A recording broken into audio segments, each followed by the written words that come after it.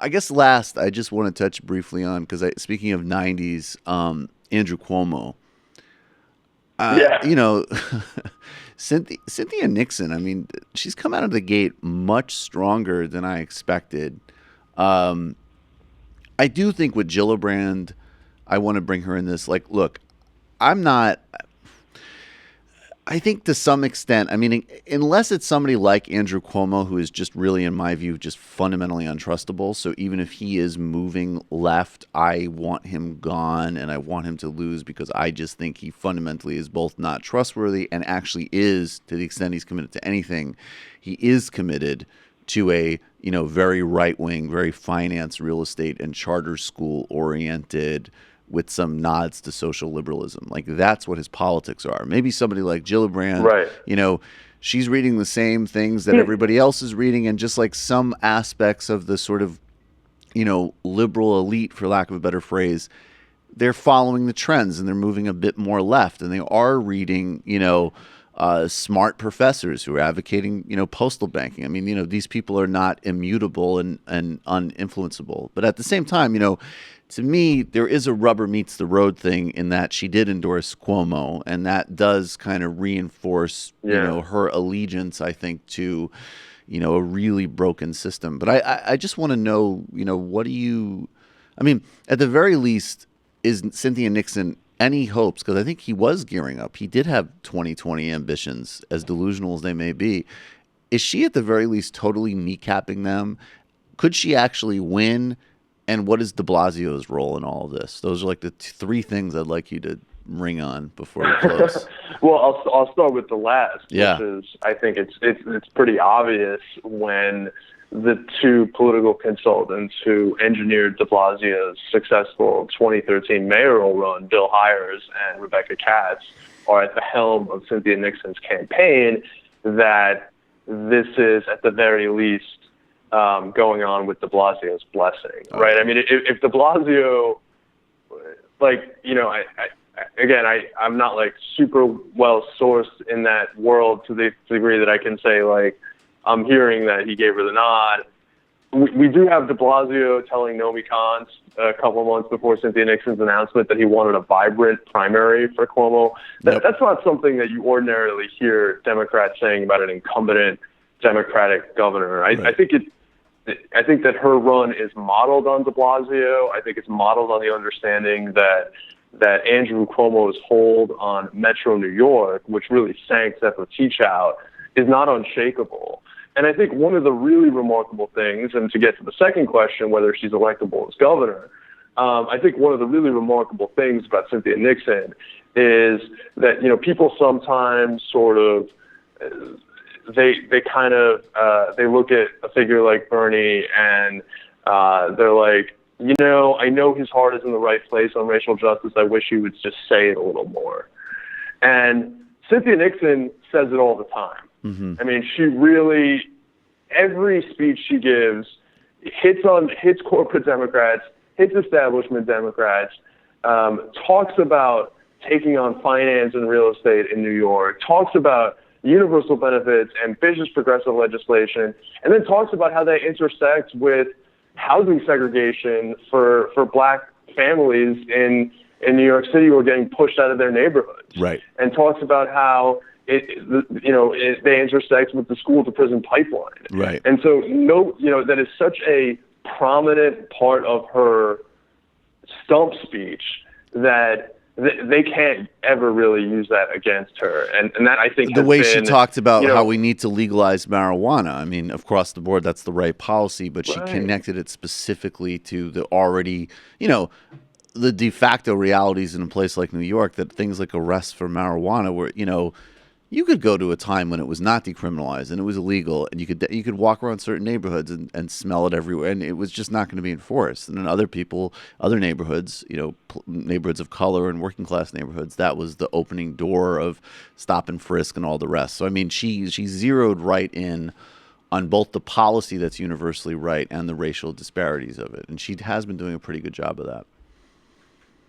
Yeah, no, and she sort of like has this line about John Boehner getting rich off of that, and how you need to make sure that not just that you legalize it, but that you sort of include these the communities that have been disproportionately Right. punished by the criminalization policy make sure they share in these new opportunities and in that wealth. Look, she's got an uphill battle. There is enormous power and incumbency. It's a powerful governorship in New York. I think that this is not the same.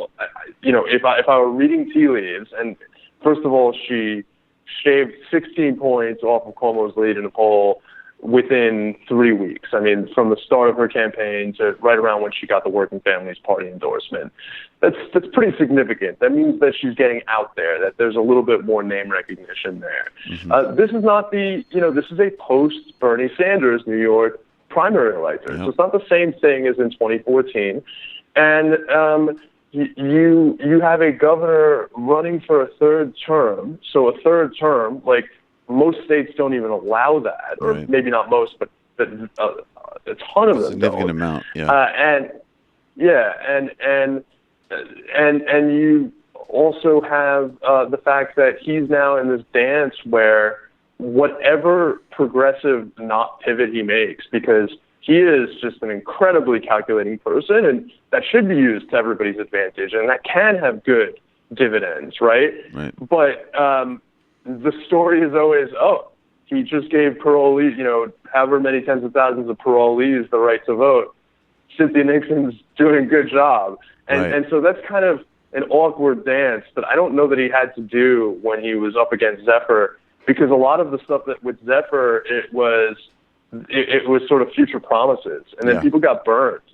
And so it's really, really, really interesting to watch. Cuomo was already not very well liked upstate, just I think probably for cultural reasons, that he sounds like a New York City guy. He's got that Queens accent, and he's also pretty heavy-handed on the cultural issues, which Cynthia will be too, but maybe in a less, I don't know, maybe she'll pick him up on other issues like, clean water and well, yeah, I rights. think that's the bet, right? Like, hey guys, like, look, we're gonna move forward on LGBTQ community. We're gonna be clear on reproductive justice, but like we're not. You're not just a backwater to economically exploit and environmentally pollute. I mean, that's basically Andrew's message to upstate is like, the only people I care about are financiers and a handful of modest moves on social issues. And besides that, you can go screw yourself. So I think,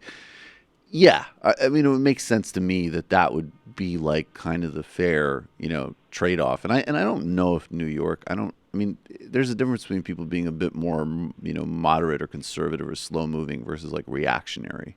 And I don't think anybody who's in a Democratic primary is going to be, reactionary on those issues. That's my read.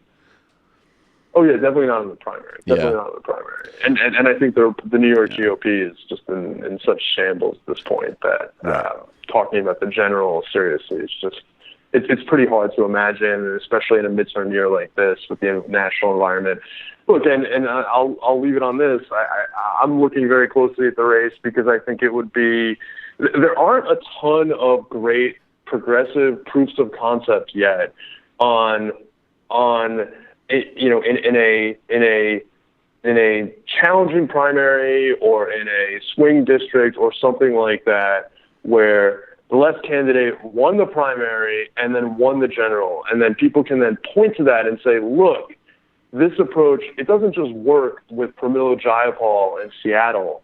It works in the Phoenix suburbs. It works in the entire state of New York with all of the financial interests, with all of the rural voters. And so that's what people need to be looking for. And I think, to your point, to what you were starting to say, Michael, the potential trap that progressive activists could fall in the carrot and stick dance that they're trying to do is that there's just not enough carrot. Mm-hmm. And when you elect leaders and you show them that you can elect them, that's a carrot. And when you tell Cory Booker, like, I'm going to stop making snarky tweets about you because you're moving in the right direction and I will take yes for an answer, you're also showing power because you're showing that when people do the right thing, there's a reward for them. And so there is a danger in being too tough. It's got to be balanced. Got to be tough, but you got to be nice. Daniel Marans, that was you. I beard you on that one, dude. Daniel Marans, That's awesome. Huffington Post political reporter. Look forward to talking with you again soon. Next time on TMBS, man. All right. All right. Thanks a lot. Talk soon, Mike.